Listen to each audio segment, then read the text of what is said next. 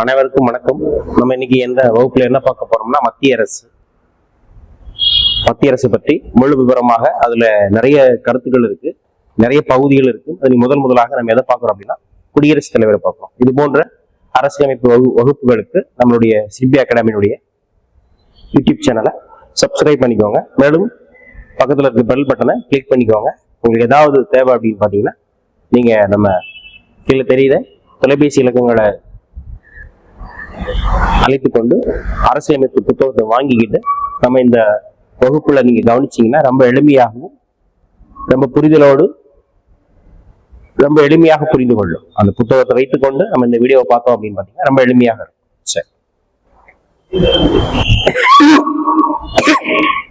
சரி, மத்திய அரசு நம்ம ஏற்கனவே பகுதி 1, பகுதி 2, பகுதி 3, பகுதி 4, 4A அனைத்து வகுப்புலையும் பார்த்தாச்சு.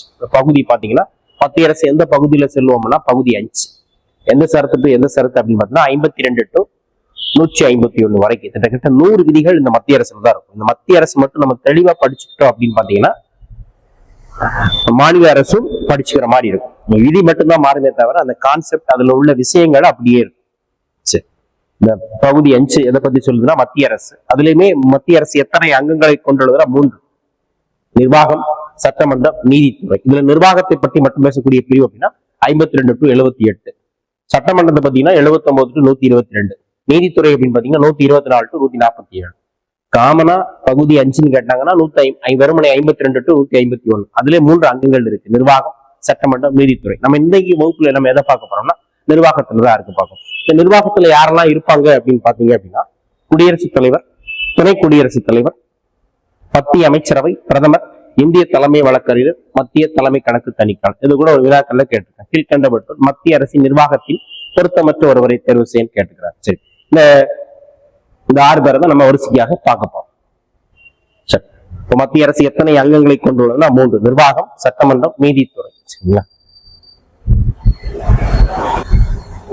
நாடாளுமன்றம் எத்தனை அவைகளை கொண்டுள்ளா 2: மக்களவை, 1 மாநிலங்களவை. இந்திய நீதித்துறை உச்ச நீதிமன்றத்தையும் கொண்டுள்ளது. உச்ச நீதிமன்றம் எங்க இருக்குன்னா டெல்லி. 1950 ஜனவரி 28 வச்சிருக்கும். இந்திய அரசாங்க சட்டத்தின்படி நிறுவப்பட்டதுதான் இது. சரி, இப்ப மத்திய அரசுல நிர்வாகத்துல முதலாக யாரை பார்க்க போறோம்னா குடியரசுத் தலைவர். இந்தியாவுடைய முதற் குடிமகனே அவர் தான். நம்ம இந்திய நாடும் குடியரசு நாடுதான். இந்திய அரசியலமைப்பின் முகவரியில் கூட எழுதியிருப்பாங்க, இந்தியா இறையாண்மை மிக்க சமதர்ம சமய சார்பற்ற மக்களாட்சி குடியரசு நாடு. அந்த குடியரசு நாட்டுல முதல் குடிமகன் யாருதான்? இந்தியாவின் குடியரசுத் தலைவர். இந்தியாவுடைய முதல் குடியரசுத் தலைவர் டாக்டர் மு ராஜேந்திர பிரசாத் அவர்கள் இந்தியாவின் முதல் குடியரசுத் தலைவர். சரிங்க, இவர் தான் அரசியல் நிர்ணய சபையினுடைய நிரந்தர தலைவராகவும் தேர்வு செய்யப்பட்டார். மத்திய அரசின் நிர்வாக தலைவர் யார் அப்படின்னா மத்திய அரசு இருக்கு, நம்ம மோடி ஐயா இருக்காரு. இதுல பாத்தீங்க அதே மாதிரி அப்படின்னா மத்திய அரசினுடைய நிர்வாக தலைவர் யார் அப்படின்னா குடியரசுத் தலைவர். மத்திய அரசின் நிர்வாக தலைவர் யார் அப்படின்னா குடியரசுத் தலைவர். குடியரசுத் தலைவர். அப்ப நிர்வாகம் யாருடைய பெயரில் மேற்கொள்ளப்படும்னா குடியரசுத் தலைவர் தான் மேற்கொள்ளப்படும். இந்தியாவின் முதல் குடிமகனும் இவர் தான். முப்படைகளின் தலைமை தளபதியாக இவர் தான் இருப்பாரு. நீதித்துறையை அமைக்கும் பொறுப்பும் யார்தான் இருக்கும்? இவர்தான் தான் இருக்கும்.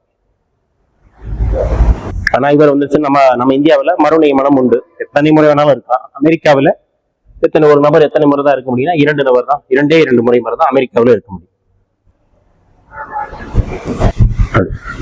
அப்போ அடுத்து பாத்தீங்கன்னா இந்த குடியரசுத் தலைவருடைய பணிகள் என்ன? ஒவ்வொரு அரசியலமைப்புல ஏற்கனவே பார்த்திருப்போம். நிர்வாகத்துல எத்தனை 52 to 77 வரைக்கும் இருக்கு. அதுல உள்ள நம்ம பிரிவுகள் எல்லாத்தையும் நம்ம பார்க்கணும். சரிங்களா? ஒரு பிரிவுகளை பார்த்துட்டு அதுல என்ன விளக்கம் சொல்றது அப்படிங்கறத நம்ம பார்க்கணும். சரி, முதல் பிரிவு 52 ரொம்ப சிம்பிளா என்ன சொல்லுது அப்படின்னு பாத்தீங்கன்னா இந்தியாவிற்கு ஒரு குடியரசுத் தலைவர் வேண்டும் என்று சொல்லப்படுது. அவ்வளவுதான். சிம்பிளா இந்தியாவிற்கு ஒரு குடியரசுத் தலைவர் வேண்டும் என்று சொல்லுகிறது. அப்போ 53னா குடியரசு இந்தியாவினுடைய நிர்வாகம் யாருடைய பெயரில் மேற்கொள்ளப்படும், அந்த நிர்வாகத்தின் தலைவராக குடியரசுத் தலைவர் இருப்பார் என்று சொல்லக்கூடிய பிரிவு 53. முப்படைகளின் தலைமை தளபதியாகவும் இருப்பார். சரிங்களா? முப்படைகள் இருக்கு. முப்படைகளின் தலைமை தளபதியாகவும் யார்தான் இருப்பார்னா குடியரசுத் தலைவர் தான் இருப்பார். அப்ப 54 குடியரசுத் தலைவருடைய தேர்தல் பற்றி சொல்லக்கூடிய தேர்தல். குடியரசுத் தலைவருடைய தேர்தல் இப்ப கூட நம்ம ஒவ்வொரு 5 ஆண்டுகளுக்கு ஒரு முறை தேர்தல். தேர்தல் பற்றி சொல்லக்கூடிய பிரிவு வந்து 54. 4 பக்கமும் இருந்ததா ஒருத்தரை தேர்ந்தெடுப்பாங்க. அதுல எந்த தேர்தல் பயன்பற்றப்படுகிறதுனா மறைமுக தேர்தல். எந்த பேட்டர்ன் பின்பற்றப்படுகிறது அப்படின்னா ஒற்றை மாற்று விகிதாச்சாரம். நம்ம நேரடியா ஒரு நபர் ஒரு வாக்கு அந்த மாதிரி இல்ல, 1 2 3 4 கொடுத்துட்டு கொடுப்பாங்க. ரகசிய வாக்குப்பதிவு தான். இதுல எதை சொல்லுது அப்படின்னா, அந்த தேர்வு குழுல ஒரு குடியரசுத் தலைவர் தேர்வு செய்யும் போது தேர்வு குழுல குறைந்தபட்சம் எத்தனை இருக்குன்னா 50 பேர்கள் முன்மொழிய வேண்டும். சரிங்களா? அப்படின்னா குடியரசுத் தலைவர் தேர்தல்ல யார் ஓட்டு போடுவாங்களோ, யார் ஓட்டு போடுவதற்கு தகுதி இருக்கோ அவங்க எல்லாரெல்லாம் முன்மொழிய முடியாது. யாருக்கு தகுதி இருக்கோ அவங்க மட்டும் முன்மொழிய வேண்டும். சரிங்களா? 50 பேர் முன்மொழிய வேண்டும், 50 பேர் வழிமொழிய வேண்டும்.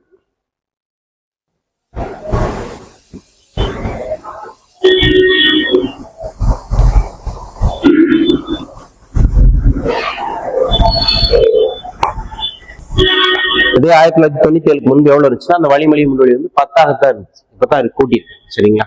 ஒவ்வொரு வந்து தேர்தல் நிக்கணும்னா எவ்வளவு முன்தொகை கட்டணும் அப்படின்னா வைப்பு தொகை கட்டணும், டெபாசிட் சொல்லும் 15,000. அது 14 ஒரு பங்கு வாக்குல வெற்றி பெறவழில் இந்த தொகை அவருக்கு திருப்பிப்படாது. சரிங்க? 6 ஒரு பங்கு சிம்பிளா. இப்ப டெபாசிட் இழந்துட்டாருன்னு சொல்லுவாங்க. பொதுவாக ஒரு ஓட்டு வந்து ஒரு 100 ஓட்டு போல் ஆயிருக்குன்னு வச்சுக்கோங்களேன், அது 6 தரும். அந்த மாதிரி ஒரு 60 ஓட்டு போல் ஆயிருக்குன்னா அதுல 10 ஓட்டு கூட ஒருத்தர் வாங்கணும்னா அவருக்கு இந்த கட்டிய தொகை திருப்பி தரப்படாது. சரி, எலெக்ஷன்ல கூட டெபாசிட் கூட வாங்கல அப்படின்னு சொல்லுவோம். டெபாசிட் என்பது எத்தனை பங்குகள் அப்படின்னா 6 ஒரு பங்கு.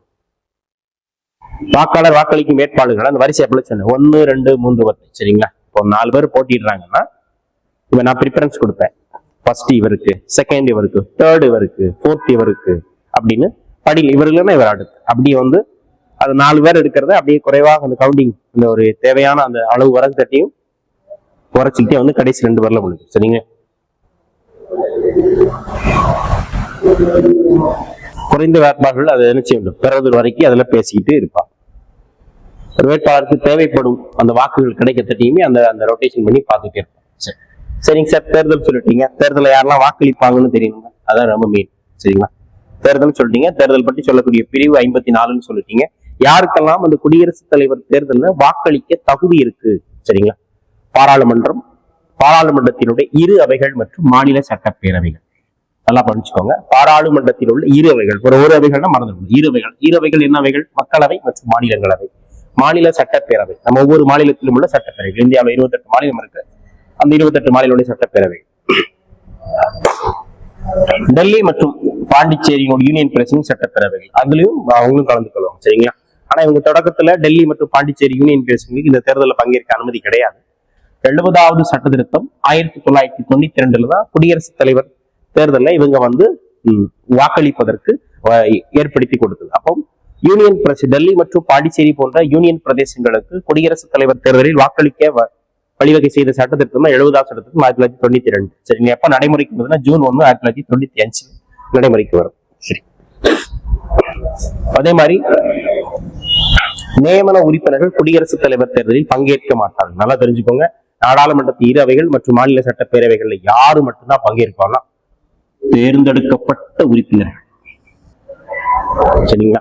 நாடாளுமன்றம், மக்களவை, மாநிலங்களவை, சட்டப்பேரவைகளை தேர்ந்தெடுக்கப்பட்ட உறுப்பினர், அதாவது மக்கள் மூலமாக நேரடியாக வாக்களித்து தேர்ந்தெடுக்கப்பட்டுள்ள நியமன உறுப்பினர்கள் கலந்து கொள்ள மாட்டார்கள். அவருக்கு வந்து தகுதி கிடையாது. அப்படின்னு சொல்லக்கூடிய பிரிவு வந்து 55.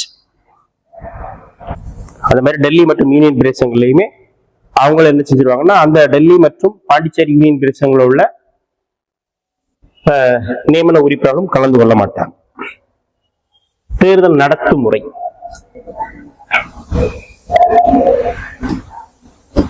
பார்த்துட்டோம். தேர்தல் அப்படின்னா 54. தேர்தல் நடத்தும் முறை. சரிங்களா? தேர்தல் நடத்தும் முறை,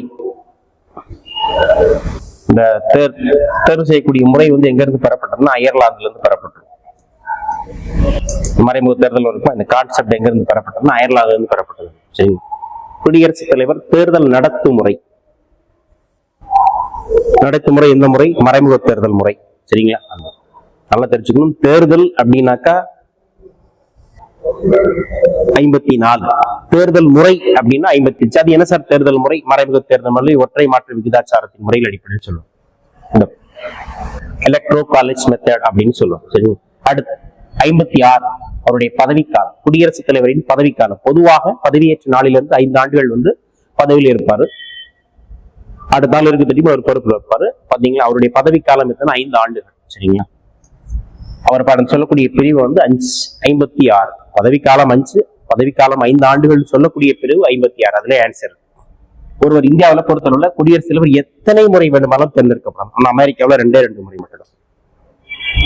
இங்க பதவிக்காலம் 5, அமெரிக்காவில 4 ஆண்டுகள். சரிங்களா, 57 மறு நியமனம். கீவேர்டே தான். அதாவது ஏற்கனவே உள்ள ஒரு குடியரசுத் தலைவர் மீண்டும் நியமனம் செய்யப்படலாமா? செய்யப்படலாம். எத்தனை முறை செய்யலாம்? அமெரிக்காவில 2. இங்க எண்ணிக்கையே கிடையாது, அன்கவுண்டபிள் ஒன் மாதிரி எத்தனை முறை வேண்டாலும் செய்யும். அதற்கு வழிவகை செய்யக்கூடிய பிரிவு வந்து 57.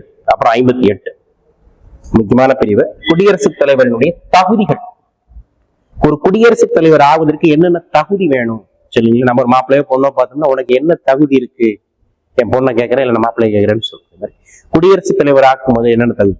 முதல் தகுதி, ஒரு இந்திய குடிமகனாக இருக்க வேண்டும். நம்ம குடியுரிமை சொல்லும் போது சொல்லுவோம், எந்த ஒரு அரச பிரதியாகவோ அரசாங்கத்தினுடைய மக்கள் பிரதிநிதியாக ஆக வேண்டாம், முதல்ல ஏதாவது இருக்கிறாங்க, இந்திய குடிமகனாக இருக்க வேண்டும். 35 வயது பூர்த்தி அடைந்தவராக இருக்க வேண்டும். மக்களவை மற்றும் மக்களவை உறுப்பினருக்கான தகுதியை பெற்றிருக்க வேண்டும். ரொம்ப ரொம்ப முக்கியம். குடியரசுத் தலைவர் ஆவதற்கு எந்த அவைக்கான உறுப்பினர் ஆவதற்கான தகுதியை பெற்றிருக்க வேண்டும்னா மக்களவை. மாநிலங்களவையில் கொடுத்தோம், கவனம் தப்பு. அப்புறம் பாத்தீங்கன்னா ஆதாயம் தரும் பதவியில என்ன செய்யக்கூடாது? வைக்கக்கூடாது. எந்த உள்ளாட்சி அமைப்புகளிலயோ அல்லது நகராட்சி அமைப்புகளிலோ மாநிலத்திலேயோ பத்தியிலோ மாநிலையோ ஆதாயம் தரும் பதவியில அதாவது இருக்கக்கூடாது. அப்படி இருந்தாலும் அந்த பையனை ரிசைன் பண்ணிக்க. அது போக மனநிலை பாதிக்கப்பட்டவராக இருக்கக்கூடாது. மனநிலை பாதிக்கப்பட்டவராக இருக்கக்கூடாது. வாங்கிய கடனை திருப்பி செலுத்த தகுதியற்றவராக இருக்கக்கூடாது. சிம்பிளா என்ன சொல்ல வர்றோம் அப்படின்னு பாத்தீங்கன்னா, மனநிலை லூஸ் மேலாவும் இருக்கக்கூடாது, கடன்காரனும் இருக்கக்கூடாது. அவ்வளவுதான், ரொம்ப சிம்பிளா. அடுத்து பாத்தீங்கன்னா 59 குடியரசுத் தலைவரின் ஊதியம். சம்பளம் இல்லாம யாருமே பார்க்க முடியாது. குடியரசுத் தலைவரினுடைய ஊதியம், அவருக்குடைய தகுதிகள். சரிங்களா, தகுதிகள் 58ல பார்த்தோம். இந்த நிபந்தனைகள் சொல்லுவாங்கல்ல, அந்த நிபந்தனைகள் இந்த மாதிரி.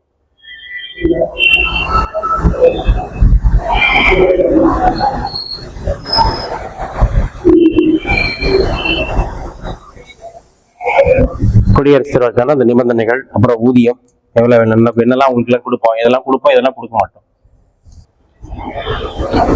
வரைமுறைகள், நிபந்தனைகள், என்னென்ன கண்டிஷன்ஸ் போடும்ல. நாடாளுமன்றத்திலோ ஆதாயம் தரும் பதவியில வைக்கக்கூடாது. மக்களவையோ மாநிலங்களவையோ மாநில சட்டமன்றத்திலோ எந்த ஒரு பதவியும் 6வது முதல் இருக்கக்கூடாது. சரிங்களா, வாடகை இல்லாமல் இருப்பதற்கு ராஷ்டிரபதி பவனை இவர் பயன்படுத்திக்கணும். ஒரு குடியரசுத் தலைவர் தெரிவு செய்யப்பட்டால் இவருக்கு ஒரு வீடு கொடுக்கப்படும். அதுபோல இவருடைய ஊதியம் உரிமைகள் எல்லாம் எதெல்லாம் நாடாளுமன்றத்தால் தீர்மானிக்கப்படும். அவருக்கு எவ்வளவு சம்பளம் கொடுப்போம் என்ன அதெல்லாம் நாடாளுமன்றம் பார்க்கும். 2008 பாத்தீங்கன்னா 50,000 இருந்து சம்பளம் எவ்வளவு மாத்தினா 1.5 லட்சமா போச்சு. இப்போ ரீசெண்டா பாத்தீங்கன்னா 2020 5 லட்சம் ரூபாய் வரைக்கும் ஊதியம் வாங்கலாம். 5 லட்சம். இப்போ 2025 அப்படின்னு பாத்தீங்கன்னா இவருடைய ஊதியம் வந்து 5 லட்சம். அதுபோக சில சட்ட பாதுகாப்பும் இவருக்கு வழங்குது. சரிங்களா, இவருடைய பதவி காலத்துல என்ன செய்ய முடியாது அப்படின்னா, குற்றவியல் வழக்குகளை தொடர முடியாது. இவர் மீது குற்றவியல் வழக்குகள் தொடர முடியாது. சிம்பிளா இவரை என்ன செய்ய முடியாது? கைது செய்ய முடியாது. அவ்வளவுதான், சிம்பிளா இவரை கைது செய்ய முடியாது. ஆனா சொத்து சம்பந்தப்பட்ட சிவில் வழக்குகளை 2 மாத அறிவுக்கு பிறகு அது வந்து வழக்கத்தோடு. அடுத்து அவருடைய பதவி பிரமாணம். 60 கல்யாணம், 60 வயசுல கல்யாணம் அப்படிங்கிற மாதிரி அவருடைய பதவி பிரமாணம் பற்றி சொல்லக்கூடிய பிரிவு வந்து 60. சரிங்க சார், இவருக்கு யாரு பதவி பிரமாணம் மற்றும் ரகசிய காப்பு பிரமாணம் செய்து வைப்பார் அப்படின்னு பாத்தீங்கன்னா, இந்தியாவின் உச்ச நீதிமன்ற தலைமை நீதிபதி. சரிங்களா, உச்ச நீதிமன்ற தலைமை நீதிபதி தான் இவருக்கு என்ன செய்வார்? பதவி பிரமாணம் செய்து வைப்பார். இவருக்கு அவர் பதவி செய்து வைப்பாரு, அவருக்கு இவர் பதவி பிரமாணம் செய்து வைப்பார். சரிங்களா, அப்படி சப்போஸ் தலைமை நீதிபதி இல்லாத போது உச்ச நீதிமன்றத்தின் மூத்த நீதிபதி அந்த பணியை செய்வார். சிம்பிளா பதவி பிரமாணம் 60. 61 பதவி நீக்கம். வாட்டி கேட்கப்படும். சரிங்களா, இது எங்க இருந்து பெறப்பட்டது அப்படின்னு பாத்தீங்கன்னா, அமெரிக்காவில இருந்து பெறப்பட்டது. குடியரசுத் தலைவர் நீக்க முறை, குடியரசுத் தலைவர் தேர்தல் முறை அப்படின்னா அயர்லாந்து, அவரை நீக்கம் செய்யக்கூடிய முறை அப்படின்னு பாத்தீங்கன்னா அமெரிக்கா. இன்னும் எளிமையா சொல்லணும்னா, இந்திய அரசியல் அமைப்பின்படி இந்தியாவில எந்த பதவியுமே நிரந்தரமான பதவி கிடையாது. நீக்கம் செய்ய முடியாத பதவி என்று எந்த பதவியும் கிடையாது. அவ்வளவுதான். ஒரே வார்த்தையில ரத்தின சுருக்கமா படிச்சுக்கலாம். இந்தியாவில் எந்த ஒரு பதவியும் நிரந்தரமானது கிடையாது. மக்களாட்சி தன்மை கொண்ட நாடுனால நிரந்தரம் கிடையாது. நீக்கும் தகுதி உடையது. குடியரசுத் தலைவர் பதவி நீக்கம் பற்றி சொல்லக்கூடிய பிரிவு வந்து 61. அந்த கருத்தாக்க நம்ம எங்க இருந்து வாங்கியிருக்கோம் அப்படின்னு பாத்தீங்கன்னாக்கா அமெரிக்கா. இவருடைய பதவி காலம் எத்தனை ஆண்டுகள்? 5 ஆண்டுகள். அதை பற்றி சொல்லக்கூடிய பிரிவு வந்து 56. ஏற்கனவே பார்க்கும். 5 ஆண்டுகள் இருப்பாரு. தன்னுடைய சப்போஸ் ராஜினாமா பண்ண யார்கிட்ட கொடுப்பான்னா துணை குடியரசுத் தலைவர்கிட்ட அந்த கடிதத்தை கொடுப்பார். 61 மூலம் சட்டப்பிரிவு அவர் பதவி நீக்கம் பண்ண குற்றச்சாட்டு பற்றி அதுல மக்களவை மற்றும் மாநிலங்களவையில தீர்மானம் நிறைவேற்றி அவர் வந்து அவரை நீக்கம் செய்வாங்க. அந்த 4 ஒரு பங்கு வந்து என்ன செய்யறோம்? குற்றம் சாட்டுவதற்கு 4 ஒரு பங்கு ஆதரவு கொடுக்கணும். அப்புறம் 2 பங்கு வாக்களித்து வெற்றி பெற்றா அவர் என்ன செய்யலாம்? அவர் வந்து பதவி நீக்கம் செய்யப்படலாம். அடுத்த குடியரசுத் தலைவர் வர வரை தட்டி அவர் என்ன செய்வார்? பொறுப்புல இருப்பார். எந்த ஒரு விஷயம்னாலும் 14 நாளுக்கு முன்னாடி அவருக்கு வந்து அடுப்பு. ஆனா இந்தியாவில இதுவரைக்கும் யாராவது குடியரசுத் தலைவர் நீக்கம் பண்ணிருக்காங்களான்னா இது வரைக்கும் அப்படி ஒரு சம்பவம் நடந்ததே இல்லை. சரிங்களா? இது வரைக்கும் இந்தியாவில அது போன்ற குடியரசுத் தலைவர் பதவி நீக்கம் மாதிரி அவருடைய பதவி நீக்கிற மாதிரி எந்த ஒரு சம்பவம் இது வரைக்கும் எந்த ஒரு குடியரசுத் தலைவரும் நினைச்ச மாதிரி பதவி நீக்கம் செய்யப்படாது. அடுத்த பிரிவு பாத்தீங்கன்னா 62. காலி பணியிடத்தை நிரப்புதல். சரிங்களா? சிம்பிளா என்ன சொல்லணும் அப்படின்னா, ஒரு குடியரசுத் தலைவர் பகுதி வேகன்சியா இருக்குன்னா சீக்கிரம் எலெக்ஷன் நடத்தி வைக்கணும். அதில் உள்ள கண்டிஷன்ஸ். 5 ஆண்டுகாலம் முடிந்தபடி இந்த வேலையை பார்க்கணும். ராஜினாமா செய்வதன் மூலமாகவும் அதை பார்க்கலாம். பதவி நீக்கம் செய்யப்படுவதன் மூலமும் அந்த காலி பணியிடத்தை 3 சூழ்நிலைகள் அதை செய்வாங்க. சரிங்களா?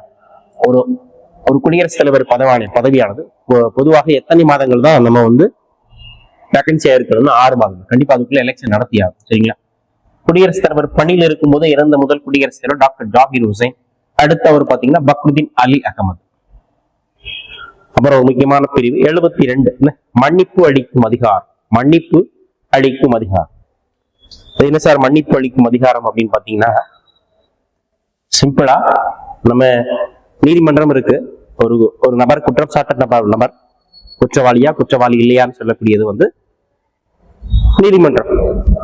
கீழமை நீதிமன்றம் அப்படி சொல்லக்கூடாதுன்னு சொல்லியிருக்கிறாங்கன்னா விசாரணை நீதிமன்றம், அப்புறம் பாத்தீங்கன்னா மாநில உயர் நீதிமன்றம், அப்புறம் உச்ச நீதிமன்றம் இருக்கு. இந்த 3 உச்ச நீதிமன்றத்திலும் ஒரு நபர் குற்றவாளி என்று நிரூபிக்கப்பட்டால், குற்றவாளி என்று சொல்லப்பட்ட பிறகு யார்கிட்ட போய் அவர் ஒரே வாட்டி மன்னிப்பு கேட்டுக்கலாம்னா குடியரசுத் தலைவர்கிட்ட மன்னிப்பு கேட்கலாம். அதாவது குடியரசுத் தலைவர் மன்னிப்பு அளிக்கும் அதிகாரம் பற்றி சொல்லக்கூடிய பிரிவு வந்து 72. அதுல 4 வகையான வசதிகளை அவர் வந்து அவர் 4 வகையான பேட்டர்ல அந்த வச்சுக்கணும். சரிங்களா? மன்னிப்பு, ஏதோ ஒரு குற்றவாளி இருக்காருன்னா அவருக்கு மன்னிப்பு வழங்கலாம். சரிங்களா? மாற்றுதல், ஒரு வகையான தண்டனை சப்போஸ் மரண தண்டனையா இருக்குன்னா அது என்ன செய்யலாம்? அது ஆயுள் தண்டனையாக குறைக்கலாம், ஒரு மாற்றலாம். அப்புறம் நிவாரணம்,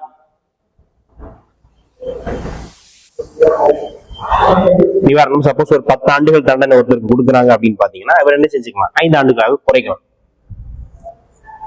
அப்புறம் ஓய்வு, அந்த மாதிரி நிறைய சூழ்நிலைகள் அந்த கேஸ் எப்படி கையாள்வாரு அப்படிங்கிறத பொறுத்து. சரிங்களா?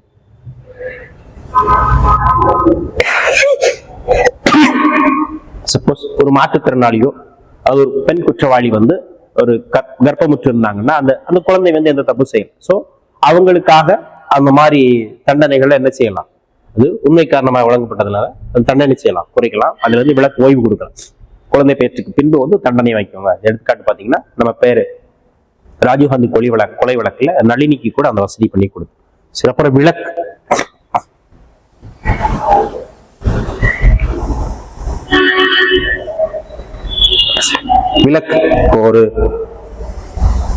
இப்போ ஒரு குறிப்பிட்ட ஒரு டேட்டை சொல்லி இந்த நாள்ல வந்து இவரை வந்து நம்ம என்ன செய்யலாம்? தூக்கில விடணும் அப்படின்னு போட்டாங்கன்னா சப்போஸ் டக்குன்னு நினைச்சாருன்னா இப்போ வரைக்கும் அதை ஹோல்டு பண்ணுங்க, இப்போதைக்கு அதை வைக்க வேண்டாம் அப்படின்னு சொல்லுவார்.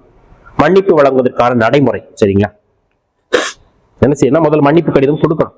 ஐயா தலைவரை என்னை மன்னிச்சு கொடுங்க அப்படின்னு. அப்படி மனு யாருக்கு ஃபார்வர்ட் பண்ணப்படும்னா, அவங்க இப்போ ஒரு நபர் இருக்கிறாருன்னா மன்னிப்பு கடிதம் கேட்கணும்னா அந்த கடிதம் யாருக்கு ஃபார்வர்ட் செய்யப்படும்னா மத்திய உள்துறை அமைச்சகத்துக்கு ஃபார்வர்ட் செய்யப்படும். இந்த மத்திய உள்துறை என்ன செய்யும் அப்படின்னு பாத்தீங்கன்னா மாநில அரசுக்கு கேட்கும். அந்த நபர் எந்த மாநிலத்தை சார்ந்த நபரோ, சப்போஸ் ஒரு தமிழ்நாட்டில் ஒருத்தர் இருக்காருனாக்கா அந்த மாநிலத்தினுடைய அரசாங்கத்திட்ட கருத்து கேட்பாங்க.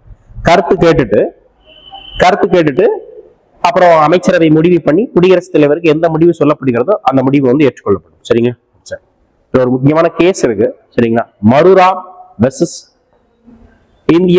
இந்தியன் வழக்குல என்ன சொல்லுது அப்படின்னு பாத்தீங்கன்னா 1980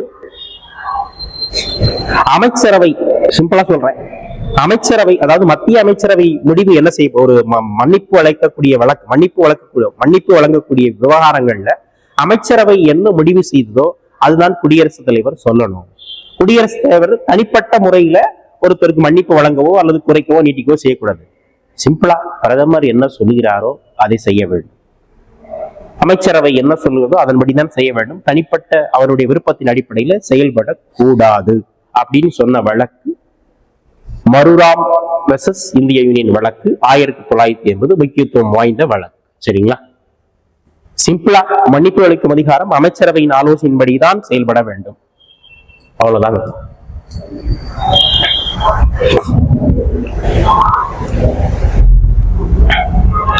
இதே மாதிரி ஆளுநருக்கு இருக்கா சார்? மாநிலத்தை பொறுத்தளவுல மாநிலத்துல இருக்கு, ஆளுநருக்கு இருக்கு. சரிங்களா. இவர் 72 அப்படின்னா அவர் 161. சரிங்களா. 2க்கு முன்னாடி உள்ள இலக்கம் 1, 7க்கு முன்னாடி உள்ள இலக்கம் 6, 161. இந்த 72 இருந்தாலே நம்ம 161 ஞாபகம் வச்சுக்கலாம். சிம்பிள் லாஜிக் திரும்பி சொல்றேன். 72 மன்னிப்பு அளிக்கும் அதிகாரம் மாநிலத்து ஆளுநருக்குன்னா 2க்கு முன்னாடி உள்ள இலக்கம் 1, 7க்கு முன்னாடி உள்ள நம்பர் 6, 161 ஞாபகம் வச்சுக்கலாம். அதுக்கு முதல்ல என்ன தெரியணும்? 72 தெரியணும். சரி, ஆளுநரின் மன்னிப்பு அளிக்கும் அதிகாரம் 161. சார் இவருக்கு அவருக்கு ரெண்டு சேமான அதிகாரம் தானா? அப்படிலாம் இல்லை, அது வெவ்வேறான இருக்கு. இவர் மரண தண்டனை உட்பட்ட அனைத்து அதிகாரத்தின் மீதும் யாரு மன்னிப்பு அளிக்கலாம்னா குடியரசுத் தலைவர் அளிக்கலாம். ஆனா ஆளுநர் அப்படி செய்ய முடியும். அவ்வளவுதான், சிம்பிளா கதை சொல்லியாச்சு. குடியரசுத் தலைவரின் அதிகாரங்கள் பாத்தீங்கன்னா அதிகாரங்கள் 3 வகைகளாக இருக்கும். நிர்வாக அதிகாரங்கள், சட்டமன்ற அதிகாரங்கள், நீதி அதிகாரங்கள் அப்படிலாம் இருக்கும். சரிங்களா. ஒவ்வொன்றா பார்ப்போம். நிர்வாகம்னா என்னன்னா யாரெல்லாம் அப்பாயின்மெண்ட் பண்ணுவாரு? ரொம்ப எளிமையா, யாரெல்லாம் அப்பாயின்மெண்ட் பண்ணுவாரு? சரிங்க. அதுக்கு ஒரு விதி இருக்கு. 77 பாரதிய 77 இந்திய அரசினுடைய நிர்வாக பணிகள் அனைத்தும் யாருடைய பெயரில் மேற்கொள்ளப்படும் அப்படின்னு பாத்தீங்கன்னா குடியரசுத் தலைவர். இப்போ ஒரு நாட்டோட ஒப்பந்தமோ, ஒரு நாட்டோட வணிக ட்ரேடிங்கோ, ஒரு போரோ, எந்த ஒரு விஷயம் யாருடைய பெயரில் மேற்கொள்ளப்படும்னா குடியரசுத் தலைவர் அப்படின்னு சொல்லக்கூடிய பிரிவு அப்படின்னு பாத்தீங்கன்னா 77. அப்ப குடியரசுத் தலைவர் என்ன செய்வாரு? பிரதம அமைச்சரையும் மற்ற அமைச்சர்களையும் குடியரசுத் தலைவர் நியமிக்கிறார். பிரதமரையும் அவர்தான் நியமனம் செய்வாரு, பிற அமைச்சர்களையும் அவர்தான் நியமனம் செய்வார். பிற அமைச்சர்களை பிரதமரின் ஆலோசனையின்படி நியமனம் பண்ணுவார். அப்புறம் மாநில ஆளுநர்கள், உச்ச நீதிமன்ற மற்றும் உயர் நீதிமன்ற நீதிபதிகள், இந்திய அரசின் தலைமை வழக்கறிஞர், தலைமை கணக்கு தணிக்கையாளர், தேர்தல் ஆணையர், தலைமை தேர்தல் ஆணையர், 2 பிற ஆணையர்கள், டிஎன்பிசி மத்திய அரசு பணியாளர் தேர்வாணைய தலைவர், வெளிநாட்டு தூதர்கள், தாழ்த்தப்பட்ட மற்றும் பிற்படுத்தப்பட்ட மற்றும் போன்ற ஆணையங்களினுடைய அதிகாரிகளையும் யார்தான் நியமனம் செய்வார்? முப்படை தளபதிகள், தளபதிக்கான தலைவர், ராணுவப்படை மற்றும் கப்பற்படை தளபதியாக இவர் தான் இருப்பாரு. பிற படைகளின் தளபதியும் நியமனம் செய்வார் இவர் தான். இதெல்லாம் என்ன அதிகாரத்தின் கீழ் வரும்னா நிர்வாக அதிகாரத்தின் கீழ். சிம்பிளா நிர்வாகம் யார் என்னென்ன நிர்வாகங்கள்ல நம்ம இந்திய அரசு நிர்வாகம் பார்க்கிறாங்களோ முக்கியமான பதவிகள் அனைத்தையுமே யார் தான் நியமிக்கப்படுவார்? இஸ் an appointed from யார் அப்படின்னு வந்து இந்திய குடியரசுத் தலைவர். அடுத்து சட்டமன்ற அதிகாரங்கள், ஏற்கனவே நிர்வாக அதிகாரங்கள் பார்த்துட்டோம். அடுத்து சட்டமன்ற அதிகாரங்கள். சட்டமன்றம்னா என்ன சார்? சட்டம் இயற்றுவதில் அவருக்கு உண்டான அதிகாரங்கள் தான் சட்டமன்ற அதிகாரம். நாடாளுமன்றத்தின் ஒரு அங்கமாகத்தான் இருப்பார் யார்? குடியரசுத் தலைவர். சார் நாடாளுமன்றம் மக்கள் டைரக்டா தானே தேர்ந்தெடுக்கணும், இருந்தாலும் கூட நாடாளுமன்றத்தின் ஒரு அங்கமாக தான் யாரு இருப்பார் அப்படின்னா குடியரசுத் தலைவர். பொது தேர்தலுக்கு ஒவ்வொரு எலெக்ஷனுக்கு பிறகு புதிய கூட்டத்தொடர் யாருதான் ஸ்டார்ட் பண்ணி வைப்பா? குடியரசுத் தலைவர் தான் உரையை ஸ்டார்ட் பண்ணிவர். குடியரசுத் தலைவரின் உரையோடு இன்று நாடாளுமன்ற கூட்டத்தொடர் கூடியது அப்படின்னு நம்ம தொலைக்காட்சிகள்ல பார்க்கலாம். இந்த மாநிலத்துல பாத்தீங்கன்னா மாநில ஆளுநரின் உரையோடு இன்று சட்டசபை கூடியது அப்படின்னு சொல்லுவாங்க. முதல் கூட்டத்தொடர் இவருடைய உரையுடன் தான் தொடங்கும். கண்டிப்பாக குடியரசுத் தலைவர் ஆண்டுக்கு 2 முறை நாடாளுமன்றத்தை கூடுவார். சரிங்களா. கண்டிப்பாக ஒரு நாடாளுமன்றம் என்பது எத்தனை முறை கூட வேண்டும்? ஆண்டுக்கு 2 முறை கண்டிப்பாக போட வேண்டும். அப்ப என்ன பொருள் அப்படின்னா 6 மாசத்துக்கு ஒரு கண்டிப்பா கூடிடும். கூட்டத்தொடர் எத்தனை அப்படின்னா அது 3. எந்த ஒரு அவை செயல்பாட்டுல இருந்தாலும் ஏதாவது பத்தி பேசுங்க அப்படின்னு தகவலும் செய்யலாம். சரிங்களா? குடியரசுத் தலைவரின் ஒப்புதல் பெற்ற பிறகே அனைத்து மசோதாக்களும் என்ன செய்யப்படும்? சட்டமாக்கப்படும். பர்மிஷன், தலைவர்கிட்ட பர்மிஷன் வாங்கிட்டு தான் செய்யணும். நம்ம வீட்டுல எப்படி ஒரு காரியம் ஏதாவது செய்யணும் அப்படின்னு பாத்தீங்கன்னா அப்பா அம்மாட்ட நம்ம ஏதாவது செஞ்சனா கூட அப்பா அம்மாட்ட பர்மிஷன் வாங்கிட்டு தான் இந்த வீட்டுல கேட்டுட்டு சொல்றோம்ப்பா அப்படின்னு சொல்லுவோம். அதே மாதிரி மத்திய அரசு எந்த பணிகளை மேற்கொண்டாலும் என்ன தேவை கேட்டுதான் செய்யணும், குடியரசுத் தலைவர்கிட்ட கேட்டுதான் செய்யணும். சரிங்களா? அதுல குறிப்பாக நிதி மசோதா, சரிங்க, துட்டு சம்பந்தப்பட்ட விஷயங்கள், நிதி மசோதா யாருடைய அனுமதியின்றி நம்ம செயல்படுத்த முடியாத, முன் அனுமதி கண்டிப்பா பெறணும் அப்படின்னா குடியரசுத் தலைவருடைய முன் அனுமதி கண்டிப்பாக பெற வேண்டும். இப்போ நாடாளுமன்றத்தின் கூட்டத்தொடரை கூட்டவோ கலைக்கவோ ஒத்தி வைக்கவோ அல்லது முடித்து வைக்க யாருக்கு அதிகாரம் உண்டு? குடியரசுத் தலைவர். சரிங்களா? அதே மாதிரி நாடாளுமன்றத்தை 5 ஆண்டுகளுடைய பதவிக்காலம் முடிவதற்கு முன்பு கலைப்பதற்கும் அதிகாரம் உண்டு. நாடாளுமன்றத்தை கலைப்பதற்கு யாருக்கு அதிகாரம் உண்டுனா குடியரசுத் தலைவர். அதே மாதிரி மக்களவையில 2 பேரும், மாநிலங்களவையில 12 பேரும், கலை இலக்கியம் அதன் அடிப்படையில சிறப்புற்ற நபர்களை 12 பேர் நியமனம் செய்பவர் யாருதான் அப்படின்னு பாத்தீங்கன்னா குடியரசுத் தலைவர். ஆங்கிலோ இந்தியன் சமூகத்தை சார்ந்த 2 நபர், அதாவது மக்களவையில 2 பேர். அப்படி ஆங்கிலோ இந்திய நியமனம் பற்றி சொல்லக்கூடிய பிரிவு 331. இங்க மாநிலங்களவையில உறுப்பினர் நியமனம் பற்றி சொல்லக்கூடிய பிரிவு 80-81 சொல்லும். மக்களவையில 80. அப்புறம் நிதி அதிகாரம், நிதி மசோதா பார்த்து, நிதி மசோதா யாருடைய அனுமதியின்றி நம்ம அறிமுகப்படுத்த முடியாது அப்படின்னு பாத்தீங்கன்னா குடியரசுத் தலைவருடைய அனுமதி, கண்டிப்பா அவருடைய பர்மிஷன் தேவை. அதே மாதிரி ஆண்டு பட்ஜெட் கூட்டத்தொடர், பட்ஜெட் சொல்லுவாங்க, ஆண்டு நிதிநிலை அறிக்கை 112 எதுவுமே ஞாபகம் வச்சுக்கலாம். ஒரு மாசத்துக்கு எத்தனை ஆண்டு, மன்னிக்கவும், ஒரு ஆண்டுக்கு எத்தனை மாதங்கள்? 12 மாதங்கள். ஆண்டு நிதிநிலை அறிக்கை 112. வரவு செலவு திட்டத்தை, பட்ஜெட் வரவு செலவு திட்டத்தை யார் அந்த பொறுப்பு யார்கிட்ட போகும் அப்படின்னு பாத்தீங்கன்னா மத்திய நிதியமைச்சர் மக்களவையில் சமர்ப்பிக்கிறார். சரி, யாருடைய அனுமதி பெற்ற பிறகு? குடியரசுத் தலைவர் அனுமதி பெற்ற பிறகு மத்திய நிதியமைச்சர் மக்களவை சமர்ப்பிப்பார். அவருக்கு தான் அந்த குடியரசுத் அந்த வேலையை பார்க்கணும். அவரு தனக்கு பதில 53 நிர்வாக அதிகாரம் அவரே டைரக்டா பார்க்கலாம். அவருக்கு கீழே உள்ள ஆள் போட்டு பார்க்கலாம். அவ்வளவு எல்லா வேலையும் அவரே பார்த்துட்டு இருக்க முடியும். இந்த வேலையை நீ பார்ப்பா, அந்த வேலையை அவர் பார்ப்பா அப்படின்னு சொல்லிட்டு அவரை கண்காணிச்சுட்டு. அதே மாதிரி இந்தியாவுடைய அவசர கால நிதி, எமர்ஜென்சி ஃபண்ட், ஏதாவது ஒரு அவசரமான சூழ்நிலை, இப்போ எடுத்துக்காட்டு பார்த்தீங்கன்னா கொரோனா காலத்திலயோ இல்லாத இயற்கை பேரிடர் காலத்திலயோ போர் காலத்திலோ அவசர கால நிதி அவசர கால நிதியை தன் கட்டுப்பாட்டில் வைத்திருப்பவர் யார் அப்படின்னா குடியரசுத் தலைவர். 267 வாரத்துக்கு 7 நாள் காசு வேணும். தொடர்ந்து நம்ம வாழ்க்கையை ஓட்டணும் அப்படின்னாக்கா காசு வேணும்.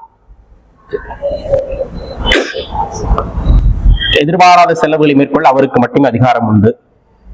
அப்புறம் நிதி ஆணையம், 5 ஆண்டுகளுக்கு ஒரு முறை நிதி ஆணையத்தை அமைக்கக்கூடிய அதிகாரம் யாருக்கு தான் உண்டு? 280 படி அமைக்கிறதுக்கு அவருக்கு 5 ஆண்டுகளுக்கு ஒரு முறை அவர் சொல்லிப்பார். சரிங்க. அப்புறம் நீதி அதிகாரங்கள், நீதி அப்படின்னு பாத்தீங்கன்னா நம்ம ஏற்கனவே மன்னிப்பு அளிக்கக்கூடிய அதிகாரங்கள். சரிங்களா? அதாவது ஜுடிஷியல்ல நீதிமன்றத்தால் அது மாதிரி 72 மன்னிப்பு அளிக்கும் அதிகாரம் பார்த்தாச்சு, ஏற்கனவே ஓரளவுக்கு விவரமா பார்த்தாச்சு. சரிங்களா? நீதிமன்றத்தால், அது உச்ச நீதிமன்றமோ உயர் நீதிமன்றமோ மாநில மாவட்ட நீதிமன்றங்களோ எந்த வர தண்டங்களையும் நினைச்சுக்கலாம், அதுல விதிவிலக்கு கூடலாம், மரண தண்டனை உட்பட.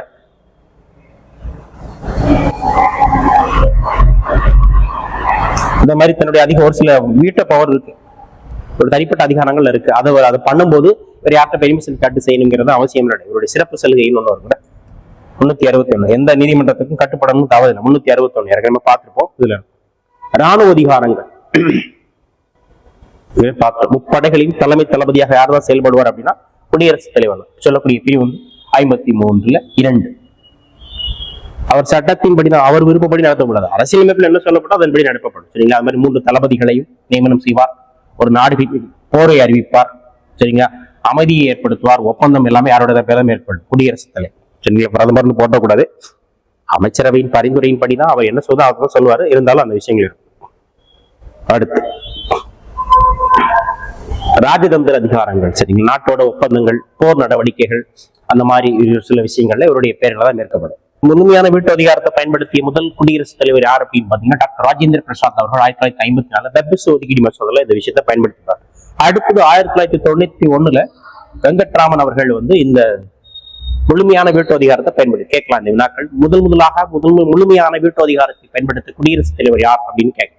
அடுத்து தற்காலிகமான அந்த வீட்டு பக்கம், சரி, நாடாளுமன்றத்துக்கு ஒரு மசோதா கொடுத்துட்டு திரும்ப அனுப்பிடுறாங்கன்னா அதை தற்காலிகமா ஒரு வேண்டாம் இப்போ ஒரு பெண்டிங்ல வச்சிருப்போம் அப்படின்னு சரி.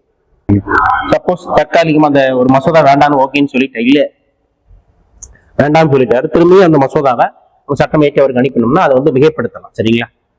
இப்போ மாநில மசோதாக்களை பொறுத்தளவுல குடியரசுத் தலைவர் என்ன செய்வார் அப்படின்னு பார்த்தீங்கன்னா, இடைநீக்கம் செய்யப்பட்ட இதுல என்ன செய்வார் அப்படின்னு பார்த்தீங்கன்னா அதை கவனத்துல வச்சிருப்பார். வச்சுக்கிட்டு என்ன செய்வார் அப்படின்னு பார்த்தீங்கன்னா, அது அந்த மசோதாவை ஆளுநர் குடியரசுத் தலைவருக்கும் அனுப்பினாலும் அவர் தனது ஒப்புதலை தடுத்து நிறுத்தலாம். சரிங்களா? இவர் வந்து என்ன செய்யலாம் அப்படின்னா மாத்தி மாத்தி திரும்ப அனுப்பிட்டே இருந்தாலும் இப்ப பாத்தீங்கன்னா நிறைய நம்ம தமிழ்நாட்டில் அந்த போஸ்ட்ல வந்திருக்கும். என்ன பாத்தீங்கன்னா, நாங்க தமிழ்நாடு அரசின் சார்பாக நிறைவேற்றப்பட்ட மசோதாக்கள் ஆளுநர் எந்த ஒரு காரணம் இல்லாம நம்ம பெண்டிங்லேயே வச்சிருக்காரு. அப்புறம் இவர் ஃபார்வர்ட் அனுப்பிடுவார். கொஞ்ச நாள் இவர் பெண்டிங் வச்சிருப்பாரு, இது அப்படியே ஃபார்வர்ட் குடியரசு அவரு கொஞ்ச நாள் பெண்டிங் வச்சிருப்பாரு. இது இப்படி இழுத்தடிக்கிறாங்க சார், இது வந்து ஒரு சட்டத்துக்கு சரியில்லை, சட்டத்துக்கு உட்பட்டு இது வந்து இந்த நிர்வாக வசதிக்கு சரியில்லை அப்படின்னு சொல்லுவாங்க. சரிங்களா? ஆனா இதுல பாத்தீங்கன்னா பண மசோதாவில் அந்த விஷயத்தை பயன்படுத்த முடியாது. அமெரிக்க அதிபருக்கு அதிக பெரும்பான்மை தேவை, இங்கெல்லாம் அப்படிலாம் இல்லை. சரிங்களா? நம்ம நாட்டுல பொறுத்தளவுல அது தேவையில்லை. சரிங்களா? பாக்கெட் இதுல இருக்கு. பாக்கெட்னா என்ன செய்யும்? பாக்கெட்ல என்ன பொருள் எப்ப வேணா பயன்படுத்தலாம். அந்த வீட்டு அதிகாரத்தை தன்னுடைய கையில் வந்து எப்ப வேணா பயன்படுத்திக்கணும். சரிங்களா? ஒரு சில மசோதாவுக்கு டைம் ஹோல்டிங்கே இல்லாம அப்பவ ரொம்ப நீட்டிச்சுட்டே இருப்பாங்க. காலவரையறை இன்றி அந்த மசோதாக்களை வந்து இது பண்ணிக்கிட்டு இருப்பாங்க. மசோதாவை திரும்பி அனுப்பலாம். சரிங்களா? ரொம்ப ஒரு 2-3 வருஷம் பெண்டிங்ல வச்சு திரும்பி அனுப்பலாம். எடுத்துக்காட்டு பேரறிவாளனுடைய வழக்குகள்ல ரொம்ப நாளா பெண்டிங்ல வச்சிருந்ததுனாலதான், ஆளுநர் பெண்டிங்ல வச்சிருந்தாலும் குடியரசுல ஒரு பதிலளிக்க கொடுத்தனாலதான் உச்ச நீதிமன்றம் 142 விதியை பயன்படுத்தி சிறப்பு அதிகாரத்தை பயன்படுத்தி அவங்களை விடுதலை பண்ணிடுச்சு.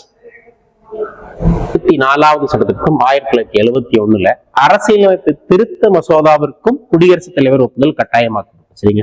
ஏதோ ஒரு அமெண்ட்மெண்ட் கொண்டு வரோம், ஒரு சட்ட திருத்தம் பண்ணாலுமே அதற்கு குடியரசுடைய ஒப்புதல் கண்டிப்பாக அவசியம் தேவை அப்படின்னு கூறிய சட்டத்திற்கு 24வது சட்டத்திற்கும் 1971 வேர்ல்டு கொஸ்டின். சரிங்களா? அப்புறம் தகுதி அடிப்படையில உயர் பெரும்பான்மை மற்றும் பாராளுமன்றம் மீண்டும் தேர்ச்சி செய்யும் போது ஒப்புதல் அளிக்க வேண்டும். அது என்ன பொருள் அப்படின்னு பாத்தீங்கன்னா, ஒரு மசோதாவை வேண்டாம்னு சொல்லிட்டாரு, திரும்பி அதை அனுப்புறது, திரும்பி அந்த கண்டிப்பா ஓகே சொல்லிதான் ஆகணும். சரிங்களா? தகுதியான வீட்டு அதிகாரம் நாட்டத்தான் இருக்குன்னு பாத்தீங்கன்னா அமெரிக்கால மட்டும் தான் இருக்கு. சரிங்களா? குடியரசுத் தலைவருக்கு முழுமையான ரத்து அதிகாரம், தற்காலிக ரத்து அதிகாரம், பாக்கெட் ரத்து அதிகாரம் இருக்கு. 4வது அதிகாரத்தை அவர் பயன்படுத்தவே மாட்டார். அவ்வளவுதான். இது வந்து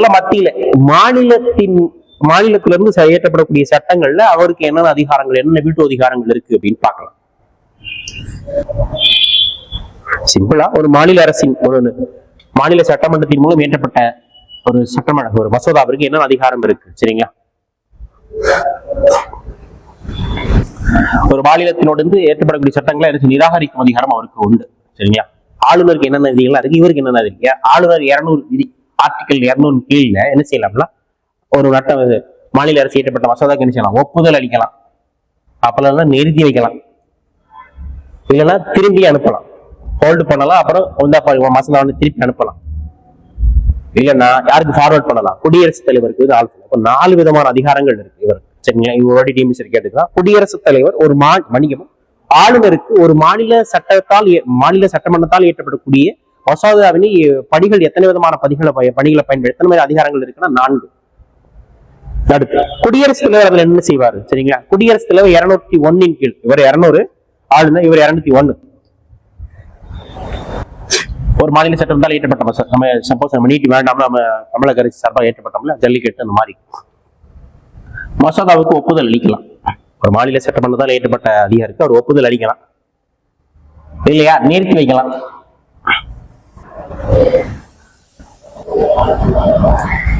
ஆளுநர் உங்க சௌரி அந்த மசோதாவை நீங்க ரீகால் பண்ணுங்க, ரீபேட் பண்ணுங்க அப்படின்னு வழிநடத்தலாம். சரிங்களா? அதே மாதிரி தனது பாக்கெட் அதிகாரத்தையும் கேன்சல் பண்ணதுக்கும் அவருக்கு அதிகாரங்கள் உண்டு. குடியரசுத் தலைவர்கள் நெருக்கடி நிலை அதிகாரங்கள். சரிங்க? ஏற்கனவே பார்த்திருப்போம் பகுதி அட்டவணை பகுதி பார்க்கும்போது நெருக்கடி நிலைகளை பற்றி சொல்லக்கூடிய பகுதி அப்படின்னு பாத்தீங்கன்னா 18. எத்தனை வகையான நெருக்கடி இருக்கு? 3 வகையான நெருக்கடி: தேசிய நெருக்கடி, மாநில நெருக்கடி, நிதி நெருக்கடி. சரிங்க? இதுல 3 வகையான நெருக்கடிகளையுமே அறிவிப்பவர் யார் தான்? குடியரசுத் தலைவர். ஒரே விஷயமா படிச்சுக்கணும். 3 விதமான நெருக்கடி நிலைகளையுமே அறிவிப்பவர் யார் தான்? குடியரசுத் தலைவர் தான். அதை ரிட்டர்ன் திரும்ப பெற்றுக்கொள்வோர் யாரு தான்? குடியரசுத் தலைவர். 352 தேசிய அவசர நிலை. ஒரு போரோ இல்ல வெளிநாட்டு ஆக்கிரமிப்போ உள்நாட்டு கிளர்ச்சி அல்லது போர் ஏதாவது ஏற்படும், சரிங்களா? ஆயுதம் எந்த கிளர்ச்சியின் காரணமாக இருக்கலாம், சரிங்களா? இதுவரைக்கும் தேசிய நெருக்கடி நிலை 352 எத்தனை முறை பயன்படுத்தப்பட்டதுன்னு கேட்கலாம். சீனா போர் 1962, சீனா போர். அப்புறம் 1971 பாகிஸ்தான் போர், 75 உள்நாட்டு, சரிங்களா? இதுல யாரு இருப்பான்னு பாத்தீங்கன்னா, முதல் இந்த காலகட்டத்துல நேரு, இந்த இதுல இடத்துல யாரு இருப்பாரு பாத்தீங்கன்னா நேரு, ஜவஹர்லால் நேரு இருப்பாங்க. இல்ல இந்திரா காந்தி அம்மையார் இருப்பாங்க. உள்நாட்டு கட்சியில இந்திரா காந்தி அம்மையார் இருப்பாங்க, சரிங்களா? அடுத்து மாநில அவசர நிலை 356 அல்லது 365. 356 தானே மாநில நெருக்கடி நிலை. இது வந்து ரெண்டுக்கும் வித்தியாசம் இருக்குங்க, அது பின்னாடி நம்ம பார்ப்போம். பகுதி 18 படிக்கும்போது பார்ப்போம். ஒரு மாநில அரசு அரசியலமைப்புக்கு உட்பட்டு செயல்படல அப்படின்னு ஆளுநர் ரிப்போர்ட் குடியரசுத் தலைவர் கொடுத்தா அவர் 356 பயன்படுத்தி மாநிலத்துல குடியரசுத் தலைவர் ஆட்சியை கொண்டு வரலாம். அவ்வளவுதான். ஒரு மாநிலத்துல எத்தனை ஆண்டுகள் சார் அதிகபட்சமாக குடியரசுத் தலைவர் ஆட்சியை செலுத்தலாம் அப்படின்னா 3 சார். 3 ஆண்டுகளுக்கு மேலே நீட்டிக்கலாமா? நீட்டிக்கலாம். தேர்தல் ஆணையத்தால் தேர்தல் நடத்தும் சூழ்நிலை தற்போது இல்லை என்று ரிப்போர்ட் கொடுத்தா மேலும் 1 ஆண்டுகள் நீட்டிச்சுக்கலாம். இந்தியாவில் முதல் முறையாக எந்த மாநிலத்துல இந்த 356 பயன்படுத்தப்பட்டதுன்னா பஞ்சாப். இது ஒரு டிஎன்பிசியில் கேட்டிருக்காங்க. அதிக முறை பாத்தீங்கன்னா கேரளா, பஞ்சாப், உத்தரப்பிரதேசம் அந்த மாநிலம் எல்லாம் பயன்படுத்தி, சரிங்களா? தமிழ்நாட்டில் இது வரைக்கும் எத்தனை முறை பயன்படுத்திக்கிறாங்க? 4 முறை, சரிங்களா? 2 முறை கலைஞர் ஆட்சி காலத்தில், 1 முறை எம்ஜிஆர் ஆட்சி காலத்தில், 1 முறை ஜானகி ராமச்சந்திரன் ஆட்சி காலத்தில் 4 முறை பயன்படுத்தினாங்க. நம்ம பகுதி 18 வரும்போது இதோட எலாபரேட்டா நம்ம கவனிக்கணும், சரிங்களா? எந்த பிரதமருடைய ஆட்சி காலத்தில் அதிக முறை மாநில நெருக்கடி பயன்படுத்தப்பட்டதுன்னு கேட்பாங்க. இந்திரா காந்தி அம்மையார், சரிங்களா? இந்தியாவின் இரும்பு பெண்மணி, அவருடைய பெயர் பிரியதர்ஷினி.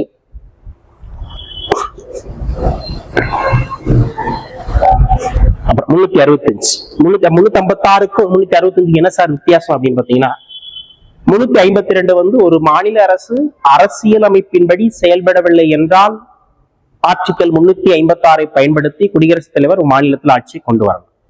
ஆளுநரின் பரிந்துரை ஏற்று மத்திய அரசு பிறப்பிக்கக்கூடிய ஆணைகளை மாநில அரசு பின்பற்ற தவறும் பட்சத்தில், இப்ப சிம்பிளா எடுத்துக்காட்டோட சொல்லணும் அப்படின்னு பாத்தீங்கன்னா, நம்ம நீட்டு வேண்டாம்னு நம்ம சொல்றோம், அவங்க நீட்டு நடத்தி ஆகணும்னு சொல்றாங்க. இப்ப நம்ம நீட்டு நடத்துறோமா சார்? அப்ப நீட்டு நடத்தலாம்னு நம்ம மாநில அரசு என்ன செய்வாங்க? கலைச்சிருவாங்க. அவ்வளவுதான். மத்திய அரசு பிறப்பிக்கும் ஆணைகளை மாநில அரசு பின்பற்ற தவறும் பட்சத்தில் 365 பயன்படுத்தி ஒரு மாநிலத்தில் 356 கொண்டு வரப்படும். அவ்வளவுதாங்க. சரி. அப்புறம் நிதி அவசர நிலை 366, மன்னிக்கு 360. இதுவரைக்கும் இந்த நிதி அவசர நிலை இந்தியாவில் பிரகடனப்படுத்தவே இல்லை. அப்படி பிரகடனப்படுத்தின அரசு ஊழியர்கள், உச்ச நீதிமன்றம், உயர் நீதிமன்றம், குடியரசுத் தலைவருடைய சம்பளம் வந்து குறைக்கலாம். அவ்வளவு டயத்தில் அவ்வளவுதான், வேற ஒன்று.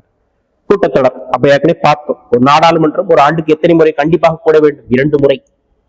எத்தனை கூட்டத்தொடர் இருக்கு? 3 கூட்டத்தொடர். கவனமாக இருக்கணும். அது பேர் 2 அடிச்சிடக்கூடாது. முதல் கூட்டத்தொடர் பட்ஜெட் கூட்டத்தொடர். ஆண்டின் முதல் கூட்டத்தொடர் தான் பட்ஜெட் கூட்டத்தொடர். எந்த மாசத்துல இருந்து? பிப்ரவரி 4. பிப்ரவரி, மார்ச், ஏப்ரல், மே 4 மாதம். அடுத்து பருவகாலம் அல்லது மழைக்கால கூட்டத்தொடர் ஜூலை, ஆகஸ்ட், செப்டம்பர் 3 மாசம். அடுத்து குளிர்கால கூட்டத்தொடர் 2 மாசம், நவம்பர் மற்றும் டிசம்பர். இடையில ஒரு மாசம் லீவ் இருக்கும். கரெக்டா 4, 3, 7, 8, 9 1. இதுல பாத்தீங்கன்னா ஜனவரி மாசத்துல இருக்காது, அப்புறம் பாத்தீங்கன்னா ஜூன் மாசத்துல இருக்காது, இங்க பாத்தீங்கன்னா அக்டோபர் இருக்காது. அப்போ அப்ளைடாவும் தெரிஞ்சு வச்சுக்கணும். அப்ப அதிக காலம் எடுத்துக்கொள்ள கூட்டத்தொடர் பட்ஜெட் கூட்டத்தொடர். குறைவான காலம் அப்படின்னா குளிர்காலம். ஆண்டின் மத்தியில் வரக்கூடிய கூட்டத்தொடர் தான் பருவகால கூட்டத்தொடர். சரி, இது ஏற்கனவே பார்த்துதான். சிறப்பு சலுகை குடியரசுத் தலைவரை எந்த ஒரு வழக்குகளையும் எந்த ஒரு சட்டத்தையும் பதிலளிக்க உச்ச நீதிமன்றங்களுக்கு பதிலளிக்க வேண்டிய அவசியம் இல்லை. அவருடைய சிறப்பு அதிகாரம் பற்றி சொல்லக்கூடிய பிரிவு 361. அடுத்து 77 ஒரு விதிகளை நம்ம பார்ப்போம். 77 பார்த்ததுதான். இந்திய அரசினுடைய நிர்வாக பணிகள் அனைத்து பணிகளும் யாருடைய பேர்ல மேற்கொள்ளப்படும்? குடியரசுத் தலைவர் பேர். சரிங்களா? சிம்பிளா எல்லாம் ஒப்பந்தம், நாட்டினுடைய ஒப்பந்தம், போரு, பணம், வசதி, எவிடன்ஸ் எல்லாமே இந்தியாவுடைய அனைத்து நிர்வாக பணிகளும் யாருடைய பேர்ல மேற்கொள்ளணும்னா குடியரசுத் தலைவர். அப்படி இதுக்கடுத்து விதி கரெக்டா இருக்கும். அதுக்கடுத்து மாறி மாறி வரும். அதுக்கடுத்து 85 நம்ம குடியரசுத் தலைவருக்கு உண்டான என்னென்ன விதிகள்லாம் இருக்கிறது ஃபுல்லா இந்த வீடியோல பார்த்துருக்கோம். சரிங்களா. அடுத்து ஒரு 85, 86, 87 3 வருஷக்காரு. இதுல 85 பாத்தீங்கன்னா ஒரு நாடாளுமன்றத்தை கூட்டத்தொடரில் கூட்டவோ கலைக்கவோ ஒத்தி வைக்கவோ யாருக்கு அதிகாரம் உண்டு? குடியரசுத் தலைவர். அப்புறம் சபாநாயகர்னு சொல்லிருக்கணும். இங்க மாநிலத்தில் யாருக்குன்னா ஆளுநர், அவ்வளவுதான்.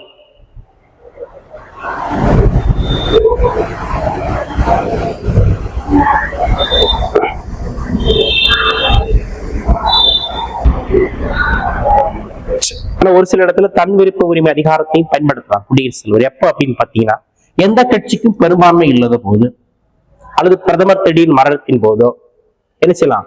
பிற பிற பிற நிலையில் அந்த பணியமர்த்தக்கூடிய பணிகளை அவரை விருப்பத்தின் படியில் அதை செய்யலாம். அதே மாதிரி நாடாளுமன்றத்துல போதிய பெரும்பான்மை இல்லாத பொழுது அந்த அவருடைய அமைச்சரவையை கலைக்கலாம். மக்களவையில பெரும்பான்மை இல்லாத போது இதெல்லாம் கிடைக்கலாம். இதெல்லாம் என்ன அதிகாரம்னா தன் விருப்ப செயல்பாடுகள். இந்த இடத்துல யாருடைய ஐடியாவும் கேட்கணும்னு தேவை, அவர் விருப்பத்தின்படி செயல்படலாம். எல்லா சூழ்நிலைகளும் ஒரு குறிப்பிட்ட சூழ்நிலைகளில். அப்புறம் அவசர சட்டம், அது தனியா பார்ப்போம். அடுத்த விதியான 86 பார்ப்போம். 86 அப்படியே பார்த்தோம். நாடாளுமன்றத்தை கூட்டவோ கலைக்கவோ ஒத்தி வைக்கவோ யாருக்கு அதிகாரம் உண்டு? குடியரசு. 85 படி. 86 நாடாளுமன்றத்தில் முதலாக உரையாற்றவும் அவற்றுக்கு செய்தி உரை அளிப்பும் குடியரசுத் தலைவருக்கு உள்ள உரிமை. எப்ப கூடுவீங்க, என்ன கூட்டப்படுவீங்க, என்ன சப்ஜெக்ட் பேச போறீங்க, எதெல்லாம் கலந்துரையாட போறீங்க, அந்த மாதிரி கருத்துக்களை கேட்டு தெரிஞ்சு வச்சுக்கலாம். சரிங்க. அப்புறம் குடியரசுத் தலைவருடைய சிறப்பு உரை முக்கியமானது. வெறுமனே உரை அப்படின்னா 86, சிறப்பு உரை அப்படின்னா 87. நாடாளுமன்றத்தின் சிறப்புரை இவருடைய முதல் நாடாளுமன்ற கூட்டத்தோட யாருடைய உரையோடு கூடும் அப்படின்னு பாத்தீங்கன்னா குடியரசுத் தலைவருடைய உரையோட தான் ஸ்டார்ட் பண்ணும். 85, 86, 87 பார்த்தாச்சு. அப்படி 108 ஈரவைகளின் கூட்டு கூட்டம். ஈரவைகளினை கூட்டு இரண்டவை. எந்த வயசா? மக்களவை மாநிலங்களவை 2 அவை சேர்ந்து ஒரு இடத்துல கூடுவாங்க. அதுதான் கூட்டு கூட்டம். ஒரு சில விஷயங்களுக்காக ஒரு மசோதா பெண்டிங் இங்கே எங்கே நிறைவேற்றி அங்கே ஏறலாம் இருக்குன்னா பாருங்கும்போது நீங்க 2 அவையும் கூட்டி ஒரே அடிச்சு விடும். கூட்டு கூட்டம் 108 வந்தாலும் என்ன செஞ்சிடும்? ஆட்டோமேட்டிக்கா கூட்டம் கூடிவிடும். அவ்வளவுதான். கூட்டு கூட்டம் பற்றி சொல்லக்கூடிய பிரிவு 108. கூட்டு கூட்டத்தை கூட்டுபவர் குடியரசுத் தலைவர். கூட்டு கூட்டத்துக்கு தலைமை தாங்குவோர் யாரு? சபாநாயகர். அடுப்பாங்க அது ஸ்பெஷல், அதை பற்றி தனியா பார்ப்போம். அப்புறம் 111 மசோதா. நாடாளுமன்றத்தால் இயற்றப்பட்ட மசோதாவுக்கு எந்த விதியை பயன்படுத்தி ஒப்புதல் அளிப்பார்னா 111. நாம மாறி வச்சுக்க வேண்டியதான். ஏதாவது ஒரு மசோதா நம்ம கொடுக்கணும்னா பட்டையும் நாமத்தை போட்டு ஒப்புதல் கொடுத்துருவார். 111. அப்புறம் 143 உச்ச நீதிமன்றத்துடன் கலந்தாய்வு செய்வதற்கான அதிகாரம். சரிங்க. ஆலோசனை பெறும் அதிகாரம். சிம்பிளா சார் யார்கிட்ட சார்? குடியரசுத் தலைவர், உச்ச நீதிமன்றம். 143 நம்மளே பார்ப்போம்ல, ஏதாவது ஒரு காதல் பாத்தீங்க அப்படின்னா யார்கிட்டயாவது நம்ம ஆலோசனை வாங்குவோம். அதே மாதிரி 143 அப்படின்னா உச்ச நீதிமன்றத்திடம் குடியரசுத் தலைவர் ஆலோசனை பெறுவது. அடுத்து 201 ஏற்கனவே பார்த்ததுதான். ஒரு மாநில அரசால் இயற்றப்பட்ட மசோதாக்களுக்கு ஆளுநர் எந்த விதியை பயன்படுத்தி ஒப்புதல் அளிப்பார்னா 200. குடியரசுத் தலைவருடைய அனுமதியும் கண்டிப்பாக தேவை. எந்த விதின்னு பாத்தீங்கன்னா 201. அப்ப இவருடைய சிறப்பு சலுகை 369. சரிங்களா. நாடாளுமன்றமோ அல்லது சட்டமன்றத்தில் இருக்கக்கூடியதற்கு காப்பளிப்பு கொடுப்பாங்க. என்ன பேசணும் அதெல்லாம் சொல்ல தேவையில்லை. அவருடைய சிறப்பு சலுகை பற்றி சொல்லக்கூடிய பேர் 361. அது என்ன பாத்தீங்கன்னா இவர் என்ன செய்யாது? கைது செய்ய முடியாது. எந்த நீதிமன்றத்துக்கு விளக்கம் சொல்ல இவருடைய நான் மேற்கொண்ட நடவடிக்கைகளுக்கு இவர் செய்த செயல்களுக்கு எந்த ஒரு நீதிமன்றத்தையும் பதில் சொல்ல வேண்டிய என்று அவசியம் இல்லை. 361. சரிங்களா. அப்புறம் 365 அதுவே பார்த்ததுதான். மத்திய அரசு பிறப்பிக்கும் ஆணைகளை ஒரு மாநில அரசு பின்பற்ற தவறும் பட்சத்தில் ஒரு மாநிலத்துல 365 பயன்படுத்தி 356 கொண்டு வருவாங்க ஆளுநரினுடைய ஆலோசனையின்படி. சரிங்களா. ஆளுநர் ஆட்சி கிடையாது. அது ஆக்சுவலா என்ன ஆட்சி அப்படின்னா குடியரசுத் தலைவரின் ஆட்சி. அடுத்து ராஷ்டிரபதி பவன். சரிங்களா. இவருக்கு பாத்தீங்கன்னா இவருக்கு வீடு, தலைவருக்கு பாத்தீங்கன்னா 3 வீடு இருக்கும். குடியரசுத் தலைவருக்கு எத்தனை வீடு இருக்கு? மொத்தம் 3 வீடு இருக்கு. சரிங்களா. தற்போதைய குடியரசுத் தலைவர் குடியிருப்பு அவருடைய வளாகத்துக்கு பேர் என்ன பெற பிரிட்டிஷ் வைராட்சியினுடைய குறிப்பு தான் இருக்கு. அந்த கட்டடத்தை கட்டிய ஒரு 1911 டெல்லி தர்பார் பிரிட்டிஷ் வைசால் முடிவெடுக்கப்பட்டு டெல்லி குடியிருப்பு கட்டப்பட்டது, முடிவு செய்யப்பட்டது. சரிங்களா. குடியரசுத் தலைவரின் அலுவலகமும் குடியிருப்பு முறை கட்டிடத்தில் உள்ளது. அவருடைய ஆபீஸும் அங்கே இருக்கு. இப்ப மாவட்டத்தை ஆட்சி பார்த்தீங்கன்னா மாவட்ட ஆட்சியர் அலுவலகம் தனியா இருக்கும், அவருடைய முகாம் அலுவலகம் தனியா இருக்கும், அவருடைய குவார்டர்ஸ் சொல்லுவோம்ல அதே மாதிரி. மேலும் அவருக்கு இருப்பிடத்துடன் கூடிய அலுவலகங்கள் மேலும் 2 இடங்கள்ல இருக்குன்னு. அங்க மேலும் 2 இடத்துல இருக்கிறதுக்கு ஆண்டுக்கு ஒரு முறை போயிட்டு போவார். டெல்லியில தான் நிலையா இருக்கு. அதுக்கு பேர் என்ன பண்ணா ராஷ்டிரபதி பவன். அடுத்த 2 இடத்துல, அடுத்த 2 ஊர்ல 2 இடத்துல இருக்கு. சரிங்களா? வடக்க ஒண்ணு தெற்க ஒண்ணு. வடக்க எங்க இருக்குன்னு பாத்துருவோம். வடக்க எங்க பாத்தீங்கன்னா சிம்லாவில் உள்ள ரிட்ரீட் கட்டடம்ல. வேற ஆனா சிம்பிளா, நான் என்ன கட்டடம் ரிச்சா, சிம்பிளா ரிச்சா ஒரு கட்டடம், சிம்லாவில் உள்ள ரிட்ரீட் கட்டடம். அடுத்து ஹைதராபாத், நம்ம தெலுங்கானா மாநிலத்தில் உள்ள ஹைதராபாத்ல உள்ள ஒரு ராஷ்டிரபதி நிலையம். கவனமா இருக்கணும், ராஷ்டிரபதி பவன் கிடையாது, ராஷ்டிரபதி நிலையம். டெல்லியில இருக்கக்கூடியது வந்து ராஷ்டிரபதி பவன், சிம்லாவில் இருக்குது ரிட்ரீட் கட்டடம். ஒன்று வடக்கிலும் மற்றொன்று வடக்கிலும் தெற்கிலும் இருக்கிறது. இது நாட்டின் ஒற்றுமையும் மற்றும் கலாச்சாரத்தையும் பறைசாற்றுகிறது.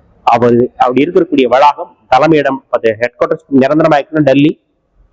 2 இடத்துல வேற இருக்கு. அது வந்து ஒற்றுமையை பறைசாற்றுகிறது. ஒன்று சிம்லாவில் உள்ள ரிட்ரீட் கட்டிடம், அப்புறம் ஹைதராபாத்தில் உள்ள ராஷ்டிரபதி நிலையம். சரி, அடுத்து பாத்தீங்கன்னா நம்ம குடியரசுடைய வரிசைகள் பார்க்க. சரிங்களா? இந்தியாவின் முதல் குடியரசுத் தலைவர் யார் அப்படின்னு பார்த்தா டாக்டர் ராஜேந்திர பிரசாத்.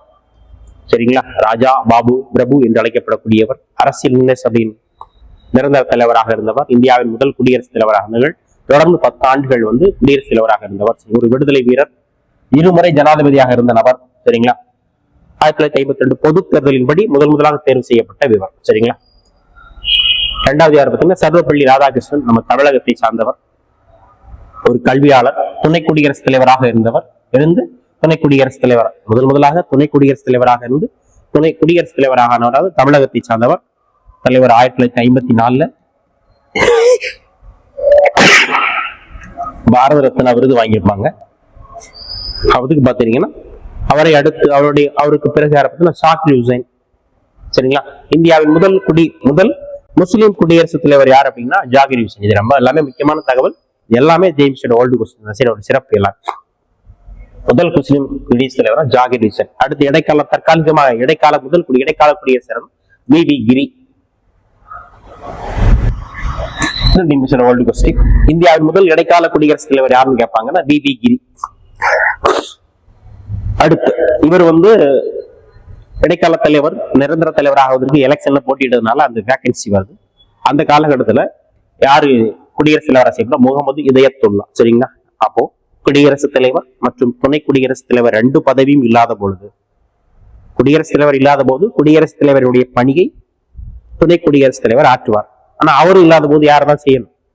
உச்ச நீதிமன்ற தலைமை நீதிபதி அல்லது மூத்த நீதிபதி. இந்த மாதிரி வாய்ப்பு இந்தியாவிலே ஒரே ஒரு முறைதான் இவருக்கு வாய்த்தது. நல்ல இதயம் கொண்டவருக்கு தான் அந்த வாய்ப்பு கிடைக்கும். அதான் யாரு? முகமது இதயத்துல்லா. நிறைய முறை கேட்கப்பட்ட கொஸ்டின். உச்ச நீதிமன்ற தலைமை நீதிபதியாக இருந்து இந்தியாவின் குடியரசுத் தலைவராக தேர்வு செய்யப்பட்டவர் யார் அப்படின்னு பாத்தீங்கன்னா முகமது இதயத்துல்லா. சரிங்களா? அப்புறம் பாத்தீங்கன்னா 4வது வி.வி. அந்த இடைக்காலத்துல திரும்ப முறைப்படிதாச்சு. இடைக்கால தலைவராக அடுத்து வந்தா வி.வி. கிரி 2 முறை குடியரசுத் தலைவராக சுயேட்சை வேட்பாளராக தேர்வு செய்யப்பட்டார். தொழிற்சங்கவாதி அரசியல். அடுத்து பிறகு பக்ருதீன் அலி அகமது. சரிங்களா? பதவியில் இருந்த போதே மரணமடைந்த குடியரசுத் தலைவர் பக்ருதீன் அலி அகமது. பக்ரு போயிட்டாருன்னு வச்சுக்க வேண்டியது. சரிங்களா? அதிகமான அவசர சட்டங்களையும் வெளியிட்டு இருப்பார். சரிங்களா? அடுத்து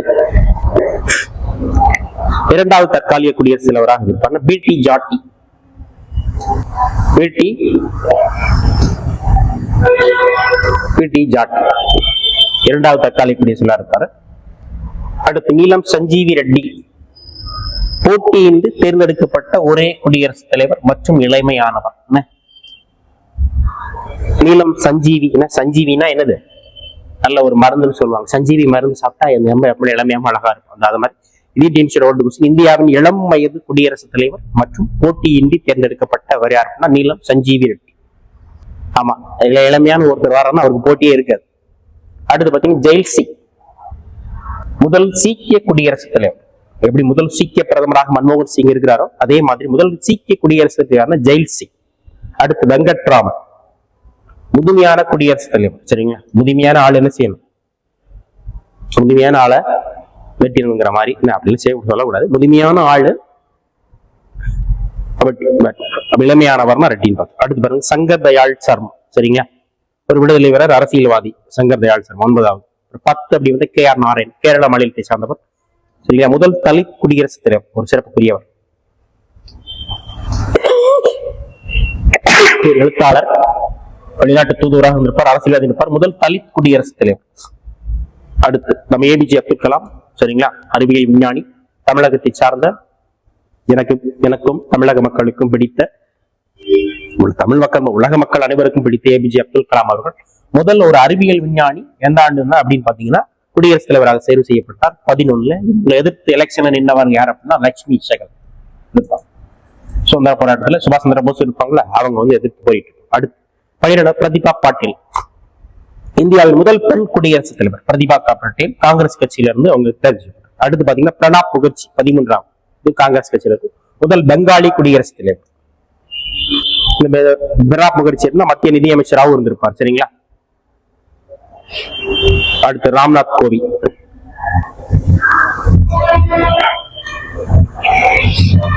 இரண்டாவது தலித் குடியரசுத் தலைவர், உத்தரப்பிரதேச மாநில அந்த செயலாளர், இரண்டாவது தலித் குடியரசுத் தலைவர். அடுத்து தற்போதைய 15வது குடியரசுத் தலைவர் திரௌபதி முர்மு. இப்படி கேட்பாங்க, எத்தனையாவது திரௌபதி முர்மு எத்தனையாவது குடியரசுத் தலைவர்? 15வது. இரண்டாவது பெண் குடியரசுத் தலைவர். ஆனா முதல் பழங்குடியினத்தை சார்ந்த பெண் குடியரசுத் தலைவர் இவர்.